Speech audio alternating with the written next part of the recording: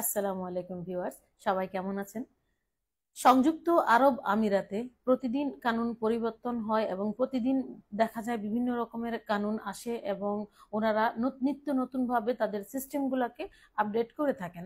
তারই অংশ হিসেবে নতুন একটা আপডেট রয়েছে।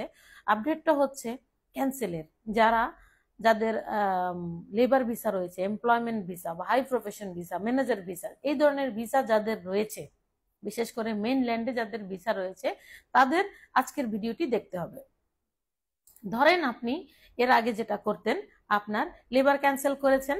লেবার ক্যান্সেল হয়ে যাওয়ার পর আপনি অপেক্ষা করতেন যে আপনি যেহেতু গ্রেস পিরিয়ড পেয়ে গেছেন অনেকদিন, আপনি ক্যান্সেল করবেন না, যখন গ্রেস পিরিয়ড শেষ হবে তখন আপনি ক্যান্সেল করবেন, এই ধরনের ছিল বিষয়টা।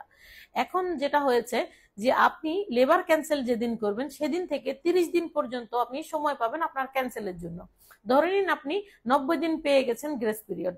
90 দিন পাওয়ার পরেও কিন্তু আপনাকে সেই সময়টা এখন আর দেওয়া হবে না। এখন আপনি মাত্র 30 দিন পাবেন এবং এই 30 দিনের মধ্যে আপনাকে ইমিগ্রেশন ক্যান্সেল করতে হবে। যদি না করেন সেক্ষেত্রে আপনার লেবারে প্রতিদিন ফাইন আসতে থাকবে।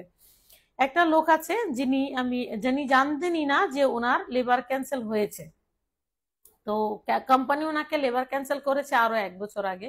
ওনার অলমোস্ট 20,000 দিরহাম ফাইন এসে গেছে। উনি বলতেছে আমার তো ইমিগ্রেশন আমি ক্যান্সেলই করি নাই, আমার এখনো আইডির মধ্যে এত সময় আছে, আইডির মধ্যে আমার এখনো 1 বছর সময় পুরো আছে, তাহলে কেন আমার এতগুলা টাকা ফাইন আসলো, কি কারণে আসলো?